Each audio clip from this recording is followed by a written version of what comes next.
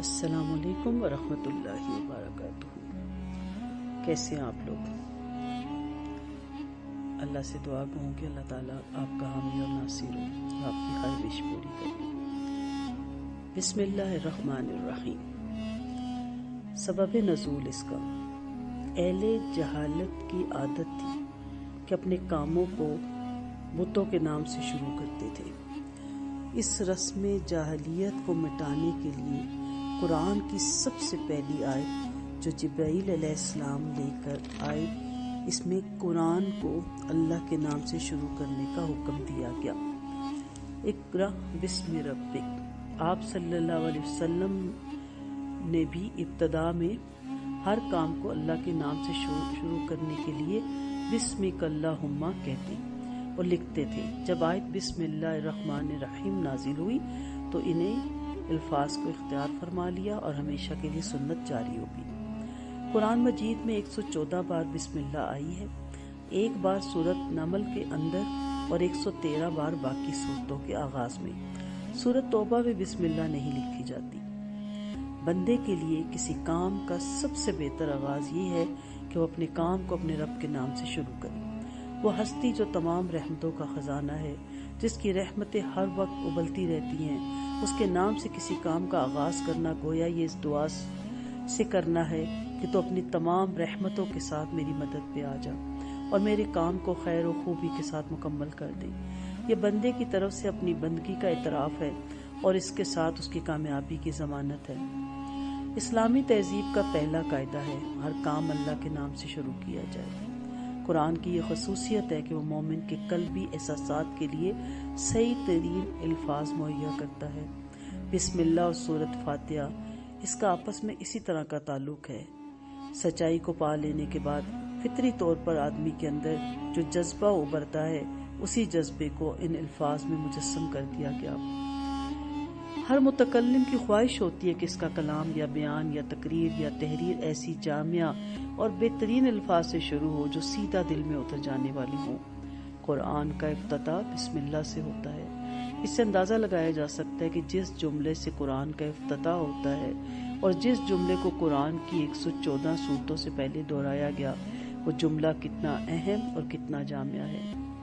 اگرچہ بسم اللہ الرحمن الرحیم 19 حروف کی ایک چھوٹی سی آیت ہے، مگر اس کے اندر حکمت اور معرفت کا ایک سمندر موجود ہے۔ علماء فرماتے ہیں بسم اللہ کے اندر اللہ کے 3 نام آتے ہیں، ایک اللہ، دوسرا رحمان، تیسرا رحیم۔ انسان کی زندگی کے بھی 3 ادوار آتے ہیں۔ پہلا دور انسان عدم سے وجود میں آتا ہے، دوسرا دور وجود میں آنے کے بعد ایک مقررہ مدت تک زندگی گزارتا ہے، اور تیسرا دور مدت زندگی گزار کر اگلے جہان کو سدھار جاتا ہے۔ لفظ اللہ میں پہلے دور کی طرف اشارہ ہے اور انسان کو بتایا گیا کہ تیرا خالق، تیرا مالک، تیرا آقا اور تیرا معبود صرف اللہ ہے جو تجھے عدم سے وجود میں لایا۔ تیرے جسم کے ذرات پوری روح زمین پر بکھرے پڑے تھے، کچھ پانی کی صورت میں، کچھ سبزیوں کی، کچھ اناجوں کی صورت میں، کچھ پھلوں کی صورت میں، کچھ پھولوں کی صورت میں، کچھ پرندوں اور چرندوں کی گوشت کی صورت میں، کچھ دودھ کی صورت میں۔ اللہ تعالیٰ نے ان چیزوں کو تیرے ماں باپ کی خوراک بنایا اور تیرے جسم کا ایک حصہ سمٹ کر تیرے باپ کی پشت میں پہنچا دیا اور ایک حصہ تیری ماں کی چھاتی میں پہنچا دیا، پھر وہاں سے تجھے رحم مادر میں منتقل کیا جہاں تیرا ناک نقشہ بنایا، پھر وہاں سے تجھے دنیا میں لایا۔ اس طرح اس نے ایک ناچیز کو جیتی جاگتی ہستی بنا دیا۔ اللہ کہنے سے ذہنی مرض دور ہوتے ہیں۔ ریاض نیوز ڈسٹک ہائی لینڈ کے اسکالر پروفیسر جان دیرہون نے کہا کہ قرآن کریم کی تلاوت خصوصاً اللہ کہنے سے ذہنی امراض دور ہو جاتی ہیں اور انسانی اعصاب سکون محسوس کرتے ہیں۔ انہوں نے اعلانیہ اخبار کو بتایا کہ لفظ اللہ میں موجود 5 حروف کی حیرت انگیز تاثیر ریکارڈ کی گئی ہے۔ یہ انسانی فکر کی دسترس سے باہر ہے۔ عربی زبان میں حرف الف کا تلفظ سینے کے اوپر والے حصے سے ہوتا ہے ادا، اور ادائیگی کی شروعات ہوتے ہی تنفس موضوع ہونے لگتا ہے۔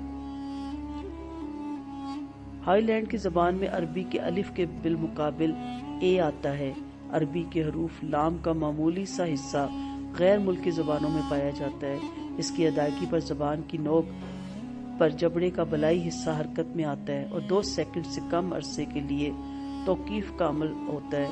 اس کی تیزی کے ساتھ تکرار سے انسان زیادہ طاقتور اور زبان زیادہ شفاف حروف ہا کی ادائیگی کے لیے تیار ہو جاتا ہے۔ عربی کے ہا کے مقابلے میں ہائی لینڈ کی زبان میں ایچ آتا ہے۔ یہ حروف پھیپڑوں کو دل سے جوڑ کر دل کی حرکت منظم کر دیتا ہے۔ 10 سے لے کر 1000 بار اللہ کہنے سے ذہنی یا اعصابی مرض میں مبتلا افراد راحت محسوس کرتے ہیں۔ بعض روایت میں آتا ہے اللہ تعالیٰ کے 3000 صفاتی نام ہیں۔ 1000 کو سوائے ملائکہ کے کوئی نہیں جانتا اور 1000 کو انبیاء علیہ السلام کے علاوہ کوئی نہیں جانتا۔ 300 توریت میں ہیں جن کو اللہ نے اپنے علم میں رکھا ہے۔ بس 3000 ناموں کے معنی 3 الفاظ اللہ، رحمان اور رحیم میں ہے۔ جس شخص نے ان تینوں کو جان لیا اور پڑھا، گویا کہ اس نے اللہ تعالیٰ کو تمام ناموں کے ساتھ یاد کیا۔ جب کسی کافر کو مسلمان کیا جاتا ہے تو اپنی خوشی کے ساتھ کفر اور شرک سے بیزار ہو کر اللہ ہی پڑھتا ہے اور اسی کی تلقین کی جاتی ہے، اشہد ان لا الہ الا اللہ۔ رحمان یا رحیم کا لفظ نہیں کہا جاتا۔ اگر مؤذن اذان میں لفظ اللہ کے بجائے رحمان یا رحیم کے تو اذان درست نہ ہوگی۔ اللہ تعالیٰ کے تمام ناموں میں سب سے اعلیٰ اور افضل نام اللہ ہے۔ یہ بخاری کی روایت ہے۔ لفظ اللہ جو رب کریم کا ذاتی نام ہے، قرآن مجید میں 360 مرتبہ آیا ہے۔ دوسرا دور لفظ رحمان میں دوسرے دور کی طرف اشارہ ہے اور بتایا گیا اے انسان، دنیا میں تیرے آنے کے بعد یہ اللہ کی رحمت ہے جس کی بدولت تو پروان چڑھ رہا ہے۔ یہ سراسر اس کی رحمت ہے کہ اس نے اس دنیا میں تجھے بے یار و مددگار نہیں چھوڑا، بلکہ رحمت سے اس نے تیری جسمانی اور تیری روحانی نشو و نما کا انتظام بھی کیا ہے۔ تیری جسمانی نشو و نما کے لیے اس نے ایک ایسا خودکار نظام بنا دیا کہ بطن مادر سے لے کے مرتے دم تک ہر چیز تجھے دستیاب ہوتی چلی گئی۔ تیری روحانی نشو و نما کے لیے اس نے کتابیں نازل کی اور اپنے رسول بھیجے جنہوں نے تجھے ہدایت کا راستہ بتایا اور تجھے جینے کا کرینہ سکھایا اور تجھے حیوان ناطق سے انسان بنا دیا۔ تیسرا دور رحیم اس طرف اشارہ ہے کہ جس طرح اس دنیا کا نظام اللہ کی رحمت پر قائم ہے، اسی طرح مرنے کے بعد بھی اس کی رحمت اس سے بیڑا پار ہوگا۔ مگر یہ رحمت اس دنیا کی طرح عام نہیں ہوگی کہ دوست اور دشمن سب اس سے فائدہ اٹھائیں، بلکہ یہ رحمت خاص ہوگی اور صرف ان لوگوں کے حصے میں آئے گی جو اس کے مستحق ہوں گے، جو لوگ صاحب ایمان اور صاحب نیک اعمال ہوں گے۔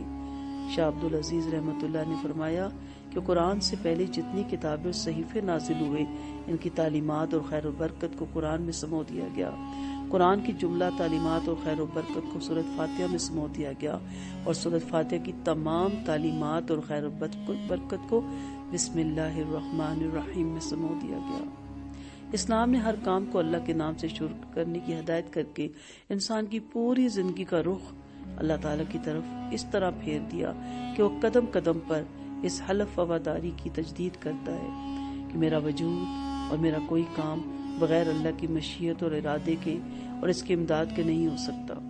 جس نے اس کی ہر نقل و حرکت اور تمام معاشی اور دنیاوی کاموں کو بھی ایک عبادت بنا دیا۔ عمل کتنا مختصر ہے کہ نہ اس میں کوئی وقت خرچ ہوتا ہے اور نہ محنت اور نہ فائدہ، کتنا کیمیابی اور بڑا ہے کہ دنیا بھی دین بن گئی۔ ایک کافر بھی کھاتا پیتا ہے اور ایک مسلمان بھی، مگر مسلمان اپنے لقمے سے پہلے بسم اللہ کہہ کر یہ اقرار کرتا ہے کہ لقمہ زمین سے پیدا ہونے سے لے کر پک کر تیار ہونے تک آسمان اور زمین اور سیاروں اور ہواؤں اور فضاؤں میں مختلف مخلوقات کی طاقتیں پھر لاکھوں انسانوں کی محنت صرف ہو کر تیار ہوئی ہے۔ اس کا حاصل کرنا میرے بس میں نہ تھا۔ اللہ ہی کی ذات ہے جس نے تمام مراحل سے گزار کے لقمہ یا گھونٹ مجھے عطا فرمایا۔ جو ہی ہم کسی کام سے قبل بسم اللہ پڑھتے ہیں تو دراصل اپنی نیت اور خلوص کا اظہار کرتے ہیں اور اقرار کرتے ہیں کہ تمام کام کی غرض و غایت اللہ تعالیٰ کو راضی کرنے کے سوا کچھ بھی نہیں، کیونکہ وہی ہمارا محبوب حقیقی، وہی ہمارا مقصود حیات ہے اور وہی ہماری منزل وحید ہے۔ گویا اس کا قرب حاصل کرنے اور اس کے دیدار سعید کی منزل تک پہنچنے کے سوا ہمارا کوئی ارادہ اور مقصد نہیں۔ بسم اللہ پڑھنے کے بہت سے بے شمار فائدے ہیں۔ ایک یہ کہ آدمی بہت سے برے کاموں سے بچ جاتا ہے، کیونکہ خدا کا نام لینے کی عادت اسے ہر کام شروع کرتے وقت یہ سوچنے پہ مجبور کر دے گی کہ واقعی میں اس کام پر خدا کا نام لینے میں حق بجانب ہوں۔ دوسرا یہ کہ جائز اور صحیح اور نیک کاموں کی ابتدا کرتے ہوئے خدا کا نام لینے سے آدمی کی ذہنیت بالکل ٹھیک سمت میں کام کرنے لگ جاتی ہے اور وہ ہمیشہ صحیح ترین نقطے سے اپنی حرکت کا آغاز کرے گا۔ تیسرا اور سب سے بڑا فائدہ یہ ہے کہ جب خدا کے نام سے اپنا کام شروع کرے گا تو خدا کی تائید اور توفیق اس کے سامنے حال ہوگی، اس کی صحیح میں برکت دی جائے گی اور شیطان کی فساد انگیزیوں سے بچایا جائے گا۔ خدا کا طریقہ ہے کہ بندہ اس کی طرف توجہ کرتا ہے تو وہ بھی بندے کی طرف توجہ کرتا ہے۔ خلاصہ یہ بنتا ہے کہ اپنے ہر کام شروع کرتے وقت بسم اللہ الرحمن الرحیم پڑھا کیجیے تاکہ مشکلات آسان ہوں اور برکتیں بھی نازل ہوں، اور ہر وقت مومن کا تعلق رب کریم سے جڑا رہے، کیونکہ اللہ تعالیٰ کے فضل اور کرم کے بغیر تو بندہ کچھ بھی نہیں کر سکتا۔ نبی کریم صلی اللہ علیہ وسلم نے فرمایا، مجھ پر ایک ایسی آیت اتری جو کسی اور نبی پر سوائے حضرت سلیمان علیہ السلام کے نہیں اتری، وہ آیت بسم اللہ الرحمن الرحیم ہے۔ حضرت جابر رضی اللہ عنہ فرماتے ہیں، جب یہ آیت اتری تو بادل مشرق کی طرف چھٹ گئے، ہوائیں ساکن ہو گئی، سمندر ٹھہر گئے، جانوروں نے کان لگا لیے، شیاطین پر آسمان سے شعلے گرے، اور پروردگار عالم نے اپنی عزت اور جلال کی قسم کھا کر فرمایا، جس چیز پر میرا نام لیا جائے گا اس میں ضرور برکت ہوگی۔ ابن مسعود رضی اللہ عنہ فرماتے ہیں کہ جہنم کے 19 دروغہ ہے، جو بچنا چاہتا ہے وہ بسم اللہ الرحمن الرحیم کثرت سے پڑھا کرے، اس کے بھی 19 حروف ہیں جو ہر فرشتے سے بچاؤ بن جائیں گے۔ نبی کریم صلی اللہ علیہ وسلم کی سواری پر آپ صلی اللہ علیہ وسلم کے پیچھے جو صحابی سوار تھے، ان کا بیان ہے کہ آپ صلی اللہ علیہ وسلم کی اونٹنی ذرا پھسلی تو میں نے کہا شیطان کا ستیہ ناس ہو۔ آپ نے فرمایا یہ نہ کہو، اس سے شیطان پھولتا ہے اور خیال کرتا ہے گویا اس نے اپنی قوت سے گرایا۔ ہاں، بسم اللہ کہنے سے وہ مکھی کی طرح ذلیل اور پست ہو جاتا ہے۔ مسند احمد میں ابو ہریرہ سے مروی ہے کہ آپ صلی اللہ علیہ وسلم کا فرمان ہے، جو شخص وضو میں اللہ کا نام لے اس کا وضو نہیں ہوتا۔ نبی کریم صلی اللہ علیہ وسلم کا فرمان ہے کہ گھر کا دروازہ بند کرو تو بسم اللہ کو، چراغ گل کرو تو بسم اللہ کو، برتن ڈھانکو تو بسم اللہ کو۔ آپ کا فرمان ہے، مسلم کی روایت ہے کہ جس کھانے پر بسم اللہ نہیں پڑھی جاتی اس میں شیطان کا حصہ ہوتا ہے۔ ابو داؤد کی روایت ہے کہ آپ صلی اللہ علیہ وسلم کی مجلس طعام میں کسی صحابی نے بغیر بسم اللہ پڑھے کھانا شروع کیا تو آخر میں جب یاد آیا تو بسم اللہ اولہ و آخرہ کہا۔ آپ صلی اللہ علیہ وسلم کو یہ دیکھ کر ہنسی آ گئی اور فرمایا کہ شیطان نے جو کچھ کھایا تھا ان کے بسم اللہ پڑھتے ہی کھڑا ہوا اور کہہ کر گیا۔ ترمذی کی روایت میں حضرت علی رضی اللہ عنہ سے ہے کہ بیت الخلاء میں جاتے وقت بسم اللہ پڑھنے سے جنات اور شیاطین کی نظر اس کے سطر تک نہیں جاتی۔ حضرت ابو ہریرہ کی روایت ہے کہ آپ صلی اللہ علیہ وسلم نے فرمایا، جو کام بسم اللہ سے شروع نہ ہو وہ نہ تمام ہی رہے گا۔ سو مومن کافر دونوں سوتے جاگتے ہیں، چلتے پھرتے بھی ہیں، مگر ہر مومن سونے سے پہلے اور بیدار ہونے کے وقت اللہ کا نام لے کر اللہ کے ساتھ اس طرح اپنا رابطہ مضبوط کرتا ہے جس سے یہ تمام دنیاوی اور معاشی ضرورتیں ذکر خدا بن کر عبادت میں لکھی جاتی ہیں۔ مومن سواری پہ سوار ہوتے ہوئے وقت بسم اللہ کہہ کر گویا یہ شہادت دیتا ہے کہ اس کی سواری کا پیدا کرنا یا مہیا کرنا، پھر اس کو میرے قبضے میں دے دینا انسان کی قدرت سے باہر چیز تھی۔ رب العزت ہی کے بنائے ہوئے نظام محکم کا کام ہے کہ کہیں کی لکڑی، کہیں کا لوہا، کہیں کی مختلف دھاتیں، کہیں کے کاریگری، کہیں کے چلانے والے، سب کے سب میری خدمت میں لگے ہوئے ہیں۔ چند پیسے خرچ کرنے سے اتنی بڑی خلق خدا کی محنت اپنے کام میں لا سکا، مگر اس کے اور وہ پیسے بھی میں اپنے پاس سے نہیں لایا تھا، بلکہ اس کے حاصل کرنے کے تمام اسباب بھی اسی کے پیدا کیے ہوئے ہیں۔ غور کیجئے کہ اسلام کی صرف ایک مختصر سی تعلیم نے انسان کو کہاں سے کہاں پہنچا دیا۔ اس لیے کہنا بالکل صحیح ہے کہ بسم اللہ الرحمن الرحیم ایک نسخہ اکسیر ہے جس سے تانبے کا نہیں بلکہ خاک کا سونا بنتا ہے۔ خلاصہ اس کا یہ ہے کہ جو ہی ہم کسی کام سے قبل بسم اللہ پڑھتے ہیں تو دراصل اپنی نیت اور خلوص کا اظہار کرتے ہیں اور اقرار کرتے ہیں کہ اس تمام کام کی غرض و غایت اللہ تعالیٰ کی رضا کے سوا کچھ بھی نہیں۔ وہی ہمارا محبوب حقیقی ہے، وہی ہمارا مقصود حیات ہے۔ خالد بن ولید کے پاس ایک شخص امتحان لینے آیا، کہا کہ اگر آپ رضی اللہ عنہ یہ زہر ملا پانی پی لے اور آپ صحیح سلامت بھی رہیں تو میں مسلمان ہو جاؤں گا۔ تو آپ نے بسم اللہ الرحمن الرحیم پڑھا اور اس کو پی لیا، لیکن اللہ کے فضل سے کچھ بھی آپ کو نہیں ہوا، اور وہ یہ شخص سمجھ گیا کہ اسلام سچا مذہب ہے اور وہ مسلمان ہو گیا۔ جنت کی 4 نہریں ہیں۔ نبی کریم صلی اللہ علیہ وسلم نے معراج کی رات جنت کی سیر کی، وہاں پر 4 نہریں دیکھی، ایک پانی کی، دوسری دودھ کی، تیسری شہد کی اور چوتھی شراب طہور کی۔ آپ صلی اللہ علیہ وسلم نے حضرت جبرائیل علیہ السلام سے فرمایا یہ نہریں کہاں سے نکل رہی ہیں؟ جبرائیل علیہ السلام نے عرض کیا یا رسول اللہ مجھے معلوم نہیں، دوسرے فرشتے سے دریافت کرتا ہوں۔ دوسرے فرشتے نے کہا کہ آپ صلی اللہ علیہ وسلم کو بتاتا ہوں۔ فرشتے آپ کو ایک بہت بڑے درخت کے نیچے لے گئے۔ اس درخت کے نیچے ایک بہت بڑی عمارت دیکھی جس کے نیچے سے یہ نہریں جاری تھی، لیکن عمارت کو تالا لگا ہوا تھا۔ فرمایا نہروں کا مخرج دیکھنا چاہتے ہو؟ تو فرشتے نے عرض کیا کہ چابی تو آپ کے پاس ہے۔ فرمایا کہ میرے پاس چابی کہاں سے آ سکتی ہے؟ عرض کیا چابی آپ کے پاس ہے، یعنی بسم اللہ الرحمن الرحیم اس کی چابی ہے۔ نبی کریم صلی اللہ علیہ وسلم نے بسم اللہ پڑھ کر ہاتھ لگایا تو تالا کھل گیا۔ اندر داخل ہوتے تو کیا دیکھتے ہیں کہ 4 ستونوں پر لکھا ہوا تھا بسم اللہ الرحمن الرحیم۔ بسم اللہ کی میم سے پانی کی نہر تھی، رحیم کے میم سے شہد کی نہر تھی، اور اللہ کی ہاں سے دودھ کی نہر تھی، اور رحمان کی میم سے شراب طہور کی نہر جاری تھی۔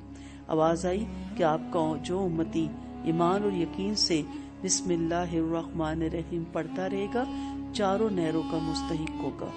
تفسیر روح البیان سے یہ واقعہ کوٹ کیا گیا ہے، یہ حدیث کوٹ کی گئی ہے۔ تو سبحان اللہ، بسم اللہ کتنی بابرکت ہے جس کی آج ہمیں کوئی قدر ہی نہیں۔ آج ہمارا ان باتوں پر یقین کمزور ہے۔ دنیا کی رونقوں اور آسائشوں میں ہمارا گم ہو جانا اتنا بڑھ گیا ہے کہ جب ہماری آنکھ اس دنیا فانی سے بند ہوگی تو آخرت کے مناظر ہمارے سامنے آئیں گے، تب ہمیں یقین آئے گا، لیکن اس وقت کا یقین ہمیں کچھ فائدہ نہ دے گا، اعمال کا سلسلہ منقطع ہو جائے گا۔ سو میری بہنوں، میرے بھائیوں، آج وقت ہے کہ اپنی آخرت کی فکر کر لیں۔ حقیقت ہے کہ جو وقت گزر جاتا ہے وہ واپس نہیں آتا، اس لیے ہمیں وقت کی قدر کرنی چاہیے۔ جو بھی آپ کام کریں آپ بسم اللہ سے شروع کریں تو آپ دیکھیں گے کہ اس میں کس قدر برکت ہوتی ہے۔ نبی کریم صلی اللہ علیہ وسلم قسم کھا کر جبرائیل امین سے دریافت کرتے ہیں، جبرائیل قسم کھا کر میکال علیہ السلام سے دریافت کرتے ہیں، اور میکال قسم کھا کر اسرافیل علیہ السلام سے دریافت کرتے ہیں کہ اللہ نے فرمایا کہ اے اسرافیل مجھے اپنی عزت اور جلال اور سخاوت کی قسم، جس شخص نے ایک بار بسم اللہ کو الحمدللہ سے ملا کر ایمان اور یقین سے پڑھا تو تم گواہ ہو جاؤ میں نے اس شخص کو بخش دیا اور اس کی نیکیاں قبول کر لی اور اس کے تمام گناہ معاف کر دیے گئے۔